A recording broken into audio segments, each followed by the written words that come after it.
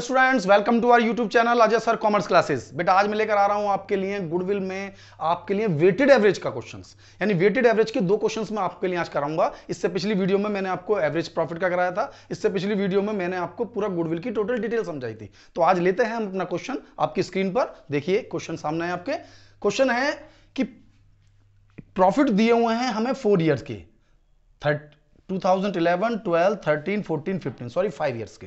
अब इसमें हमें प्रॉफिट मेंशन है 5 ईयर्स के। क्वेश्चन में सीधे सीधे प्रॉफिट्स मेंशन है एंड देन नीचे क्वेश्चन में मेंशन है वेट। 2011 1, 2012 2, 2013 3, 2014 4, 2015 5। नीचे देखिए लास्ट में है। हमारे पास क्वेश्चन में हमें कोई भी एडजस्टमेंट पूरे क्वेश्चन में मेंशन ही नहीं है। उन्होंने कहा है कि बस 2 year purchase of weighted average. तो 2 ईयर परचेज यानी कि हमें वेटेड एवरेज निकालना होगा।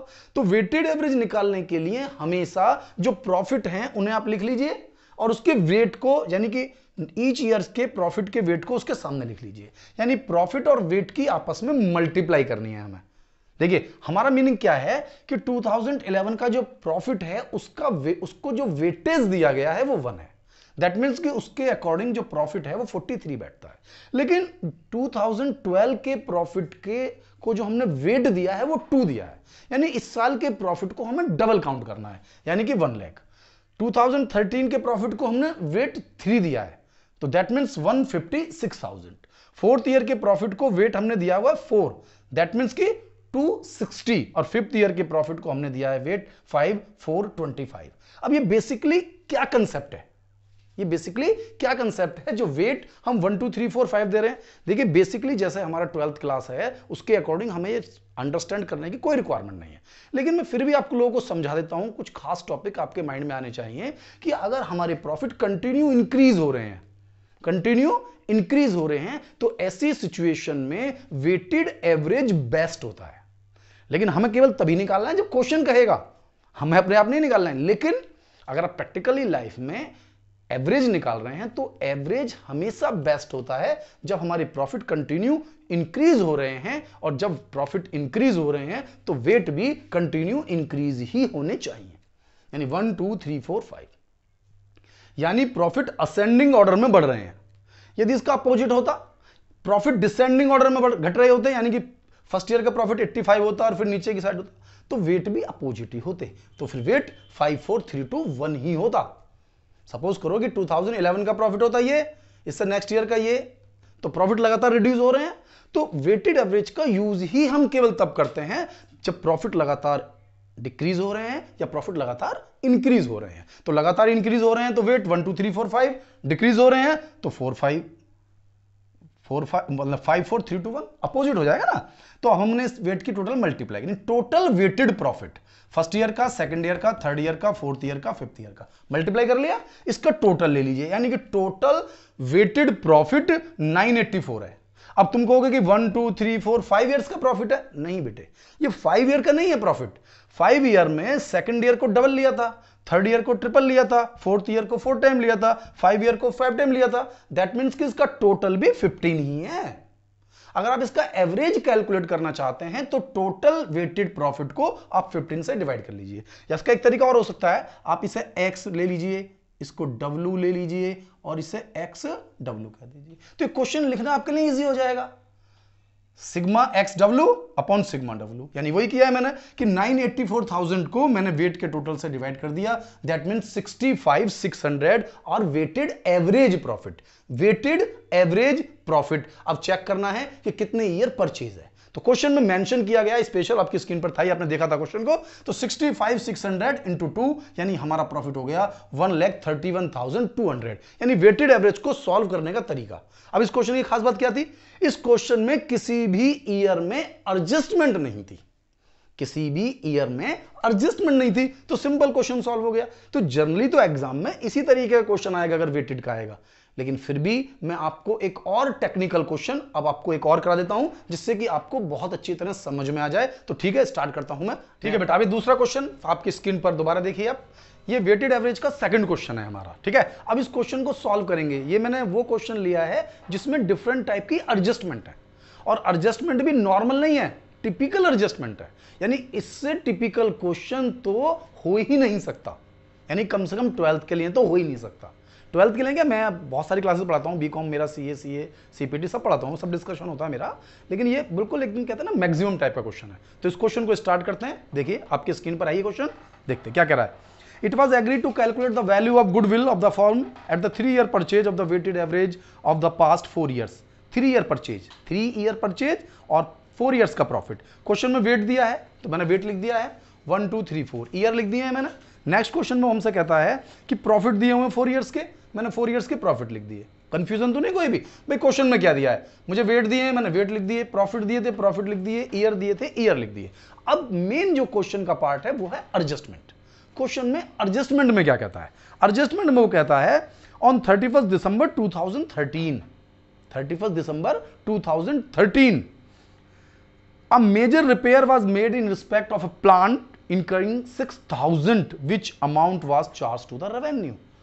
अरे भाई आपने जब मेजर रिपेयर कराई, मेजर रिपेयर का मतलब तो ये होता है हैवी रिपेयर, तो वो जो हैवी रिपेयर होता है वो मशीन की वैल्यू को इंप्रूव कर देता है।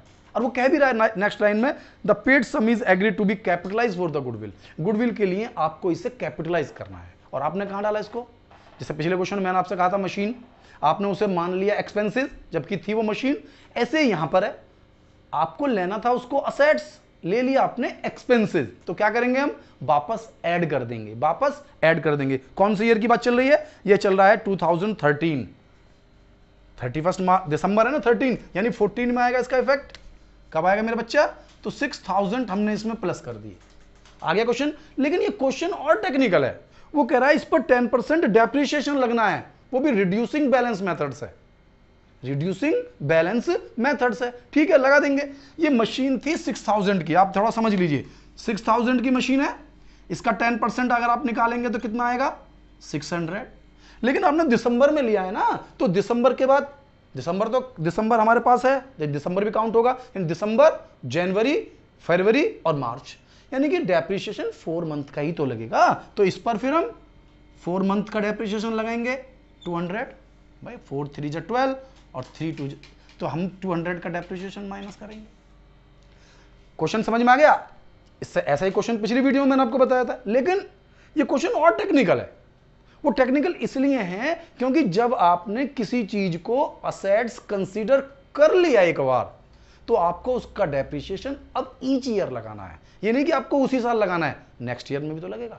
जब वो असेट्स नहीं थी तो डेप्रिसिएशन नहीं था, लेकिन जब वो असेट्स है तो डेप्रिसिएशन भी है। यानी कि फर्स्ट ईयर में वो डेप्रिसिएशन था 6,000 पर, लेकिन नेक्स्ट ईयर इसमें से 200 माइनस हो जाएंगे, हमारे पास बचे 5,800। तो 5,800 का नेक्स्ट ईयर 580 आपको डेप्रिसिएशन चार्ज करना पड़ेगा। समझ में आया क्वेश्चन, ये सबसे टेक्निकल पार्ट है। नेक्स्ट पार्ट में उन्होंने कहा the closing stock for the year ending 31 March 2013 was over valued ₹2400। यानी कि 31 मार्च 2013 ये वाला ईयर जो है, इस वाले ईयर में आपने क्लोजिंग स्टॉक ज्यादा शो कर दिया। अब आप बिल्कुल इस बात को या तो लर्न कर लीजिए, थोड़ा सा लर्न भी अच्छा होता है, कई बार समझा तो रही हूं मैं। क्लोजिंग स्टॉक को इनकम की तरह ट्रीट कीजिए हमेशा, कभी भी किसी भी कैलकुलेशन में, और ओपनिंग स्टॉक को एक्सपेंसेस की तरह। और आप देखिए जब ट्रेडिंग पीएल आप बनाते हैं तो क्लोजिंग स्टॉक होता भी क्रेडिट साइड है और ओपनिंग स्टॉक डेबिट साइड। तो क्लोजिंग स्टॉक अगर आप एक्स्ट्रा शो करेंगे तो आपका प्रॉफिट भी एक्स्ट्रा हो जाएगा, नहीं होगा। आपने क्लोजिंग स्टॉक ज्यादा शो किया तो प्रॉफिट भी हो गया ज्यादा, यानी कि इस ईयर का प्रॉफिट आपके पास एक्स्ट्रा है, तो माइनस कर देंगे 2400। लेकिन इसका इफेक्ट जस्ट नेक्स्ट ईयर में भी आने वाला है, क्योंकि अगर क्लोजिंग स्टॉक आपने ज्यादा शो किया तो नेक्स्ट ईयर का ओपनिंग स्टॉक भी तो उतना ही शो किया होगा। तो नेक्स्ट ईयर आपने ओपनिंग स्टॉक ज्यादा शो कर दिया, ओपनिंग स्टॉक ज्यादा हुआ तो प्रॉफिट कम हो गया। ठीक करने के लिए हमने वापस ऐड कर दिया। वापस समझ रहे ना, क्लोजिंग स्टॉक ज्यादा का मतलब प्रॉफिट ज्यादा, ठीक करना है तो माइनस कर दीजिए। नेक्स्ट ईयर ओपनिंग स्टॉक भी तो क्लोजिंग स्टॉक ही तो होगा, जो फर्स्ट ईयर में क्लोजिंग था वो नेक्स्ट ईयर का ओपनिंग है। अब ओपनिंग ज्यादा है तो प्रॉफिट कम हो गया, ठीक करने के लिए प्लस कर दिया। तो क्वेश्चन देख रहे हैं ना कितना टेक्निकल है। क्वेश्चन में ये दोनों एडजस्टमेंट बहुत अच्छी हैं, और तीसरी एडजस्टमेंट वो कह रहा है to cover management cost and annual charge of ₹4800 should be made for the purpose of the goodwill valuation. Goodwill के वैल्यूएशन के लिए अभी तक जो एक्सपेंसेस हमने नहीं काटा है वो है 4800, यानी कि ईच ईयर आपको 4800 एज एन एक्सपेंसेस ट्रीट करने हैं, यानी कि सभी ईयर्स में से आपको 4800 माइनस करने हैं। ठीक है, तो आपका अब आ गया नॉर्मल प्रॉफिट। कौन सा प्रॉफिट आ गया अब? Normal profit. ठीक है, ये हमारे पास W है, तो एक्चुअल में X हमारा ये है। तो हम इसे लिख लेते हैं ठीक कर करके, इन सब में से वैल्यूज को माइनस कर लेते हैं। ठीक है, 20,200 में से 4800 माइनस कर दीजिए, यानी कि 20 में से 4 लेस किए तो 16। ठीक है ना, तो 15,600 नहीं 15,400। क्लियर है, तो 15,400। ठीक है बेटा, इसको डिफरेंस कर लीजिए भाई, 2400 4800 दोनों में से माइनस कर दीजिए। मैं डायरेक्ट माइनस कर देता हूं, बहुत लंबा समय लग जाएगा अदरवाइज, कैलकुलेट करते रहेंगे हम। ये होगी अमाउंट हमारे पास 20,000। नेक्स्ट ईयर डिडक्ट कर लीजिए, ये अमाउंट हो गई, ये 15,400 था, ये था 17,600। बेटा यही गलत हो जाता, अभी मैं यही कर रहा था, कैलकुलेशन तो कुछ और आ रही है, कैलकुलेट होगा 23,400 और ये हो गया 24,620। तो सभी ईयर्स का प्रॉफिट कैलकुलेट हो गया। अब ये प्रॉफिट तो करेक्ट करके लिखा है मैंने, अब इसमें वेट की रिक्वायरमेंट है, यानी कि x इंटू डब्ल्यू। अब वेट की मल्टीप्लाई कर दीजिए, फर्स्ट ईयर का वेट तो यही है, तो यानी कि 15,400, इसमें डबल से मल्टीप्लाई करनी पड़ेगी, 17 2 34 यानी 35,200। इसमें 3 की मल्टीप्लाई करनी होगी आपको, ये आ जाएगा 70,200। इसमें मल्टीप्लाई करनी होगी 4 की, यह आ जाएगा 98,480। और इसका हम टोटल कर लेंगे, और ये आ गया 219,280। क्लियर है। और दूसरा चाहिए मुझे वेट, वेट का टोटल है 10। कर लो, देखो 43729,110। ठीक है, अब हमें निकालना है एवरेज प्रॉफिट। क्या निकालना है? Average profit. तो निकाल लीजिए एवरेज प्रॉफिट। एवरेज प्रॉफिट कितना होगा? 219,280 डिवाइडेड बाय 10, दैट मीन्स 219,28 भाई 21928, एक डिजिट कम हो गई। अब गुडविल कैलकुलेट कर लीजिए, गुडविल कितनी हो गई? 21928 इंटू 3। कितना कहा था स्टार्टिंग में? देख लीजिए क्वेश्चन में कितना कहा था, 3 ईयर परचेज, तो 3 की मल्टीप्लाई कर लीजिए इसके अंदर। ठीक है, तो आंसर आ गया 65,784। 65,784। यानी क्वेश्चन को आपको पूरी तरह से समझना है कि क्वेश्चन क्या कह रहा है। वेटेड एवरेज को समझना है एक छोटे छोटे पॉइंट से। सबसे पहली बात तो वेटेड एवरेज में एक प्रॉफिट है और एक वेट है, उनकी मल्टीप्लाई तो आपको करनी ही पड़ेगी। अब दूसरा कंसेप्ट है कि प्रॉफिट तो नॉर्मल ही चाहिए, चाहे आप एवरेज प्रॉफिट निकालें, चाहे आप वेटेड एवरेज प्रॉफिट निकालें, चाहे आप सुपर प्रॉफिट की तरफ आए, चाहे आप कैपिटलाइजेशन मेथड की तरफ आए, चाहे आप एन्युटी मेथड आए जो आपके सिलेबस में भी नहीं है, किसी भी मेथड को सॉल्व करें। जब आप एक्चुअल प्रॉफिट की बात करते हैं, तो जो एवरेज प्रॉफिट की बात करते हैं, तो वो एवरेज प्रॉफिट नॉर्मल होना चाहिए, यानी कि नॉर्मली बिजनेस का करेक्ट प्रॉफिट और केवल बिजनेस का प्रॉफिट। तो इसीलिए आप ध्यान देना, क्वेश्चन में इन्होंने कहा कि भाई 6,000 की एक हैवी रिपेयर थी जिसे आपको असेट्स मानना है, आपने एक्सपेंसेस माना, तो असेट्स मानेंगे तो प्रॉफिट बढ़ जाएगा, लेकिन उसका डेप्रिसिएशन तो कटेगा, क्योंकि यदि आप पूरा एक्सपेंसेस ही चार्ज कर देंगे तो डेप्रिसिएशन का कोई सवाल ही नहीं उठता। लेकिन जब आप उसे असेट्स मानेंगे तो डेप्रिसिएशन लगेगा। तो मैंने डेप्रिसिएशन निकाला आपको 6,000 का 10% 600, लेकिन दिसंबर में हुआ तो दिसंबर, जनवरी, फरवरी, मार्च 4 मंथ का 200 इन 200 कर दिया। लेकिन ये डेप्रिसिएशन तो आपको आज के बाद सभी ईयर में काटना है। तो इस साल के बाद नेक्स्ट ईयर एक ही बचा हुआ है मेरे पास, अगर और ईयर होते तो मुझे और भी काटना पड़ता। यदि सपोज करो ये इस ईयर से रिलेटेड होता तो मुझे डेप्रिसिएशन हर साल काटना होता। और रिड्यूसिंग बैलेंस मेथड याद है ना, स्ट्रेट लाइन मेथड और रिड्यूसिंग बैलेंस मेथड, यानी जो वैल्यू बच जाएगी उस पर डेप्रिसिएशन लगाना है। यानी वैल्यू थी 6,200 का डेप्रिसिएशन लग गया, कितनी बची? 5,800। यानी नेक्स्ट ईयर 5,800 का 10% यानी 580 लगेगा। अगर हम इससे नेक्स्ट ईयर जाते तो 5,800 में से पहले 580 माइनस करते, तब डेप्रिसिएशन लगाते। हो गया क्लियर? यानी डेप्रिसिएशन का पॉइंट क्लियर होता है। लेकिन अभी एक पॉइंट उन्होंने और खतरनाक दे दिया, वो था क्लोजिंग स्टॉक का। भाई देखिए, ऐसा भी तो हो सकता है क्वेश्चन में 3 एडजस्टमेंट की बजाय एक एडजस्टमेंट दे दे, ऐसा तो हो सकता है। अब वो एक एडजस्टमेंट कौन सी होगी? आप क्वेश्चन की लेंथ से मत घबराइए, हो सकता है वो एडजस्टमेंट कौन सी हो। वो एडजस्टमेंट फर्स्ट वाली हो सकती है, सेकंड वाली हो सकती है, केवल थर्ड वाली हो सकती है। तो आपको तीनों समझनी तो होंगी, और वो एक ही क्वेश्चन में मिल गई, आपके लिए बेस्ट है, बस क्वेश्चन लेंथी हो गया। सेकंड एडजस्टमेंट वो मुझसे क्या कह रहा है कि भाई क्लोजिंग स्टॉक हमने ज्यादा दिखा दिया। अरे भाई क्लोजिंग स्टॉक अगर आप ज्यादा शो करेंगे तो प्रॉफिट ज्यादा हो गया, ठीक करने के लिए माइनस कर दीजिए, हो गया, क्लियर है। लेकिन बात आपने ओपनिंग की नहीं की थी, आपने क्लोजिंग की थी। ओपनिंग तो समाप्त हो जाएगा, लेकिन क्लोजिंग तो फर्स्ट ईयर का क्लोजिंग नेक्स्ट ईयर का ओपनिंग होगा। तो यदि फर्स्ट ईयर के क्लोजिंग को आपने ज्यादा दिखाया है तो नेक्स्ट ईयर का ओपनिंग भी तो ज्यादा ही होगा, ठीक है ना। तो ज्यादा हुआ तो उसको ठीक करने के लिए हमने उसको माइनस कर दिया, मतलब यहां माइनस कर दिया तो यहां प्लस कर दिया। भाई आपने ओपनिंग स्टॉक ज्यादा दिखाया था, प्रॉफिट कम हो गया, ठीक करने के लिए। और 4800 का वो एक्सपेंसेस कह रहा है कि मैनेजमेंट का खर्चा है जो ईच ईयर को काटना है, तो सब में से काट दीजिए, क्योंकि हम वेटेड एवरेज निकाल रहे हैं। क्या निकाल रहे हैं? अगर हम सिंपल एवरेज निकाल रहे होते तो 4800 हम एवरेज के बाद निकाल देते, लेकिन वेटेड एवरेज में हमें इसको ईच ईयर डिडक्ट करना होगा।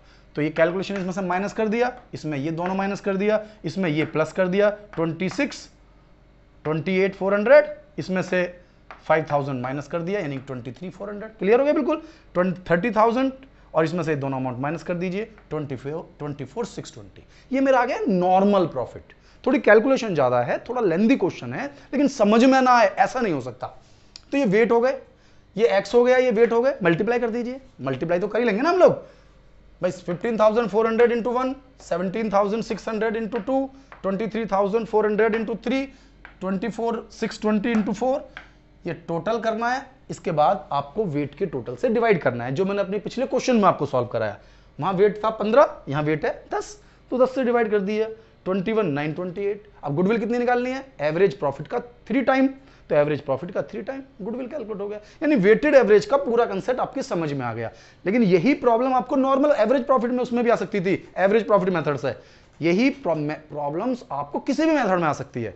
तो ये टॉपिक यदि आपको समझ में आ जाता है तो गुडविल का कंसेप्ट परमानेंट क्लियर हो जाएगा। तो आपको अगर कोई फिर भी कोई प्रॉब्लम आती है तो मेरी इंस्टा आईडी पर आप मुझे फॉलो कर लें, मैं आपको जवाब दे दूंगा। और अगर आप चाहें तो मेरा जो डिस्क्रिप्शन पर मेरा व्हाट्सअप नंबर पड़ा हुआ है, आप उसमें मुझे मैसेज करें, मैं आपको जवाब दे दूंगा। तो आपको मेरी वीडियो कैसी लगी? मेरी वीडियो को लाइक करें, मेरे चैनल को सब्सक्राइब करें, और जो मैं बहुत ज़्यादा जरूरी है वो है, यदि आपने अभी तक बेल आइकन प्रेस नहीं किया है तो उसे प्रेस करें, जिससे कि आपको मेरी लेटेस्ट वीडियो लगातार मिलती रहें और मैं आपको नेक्स्ट बढ़िया इंफॉर्मेशन देता रहूँ।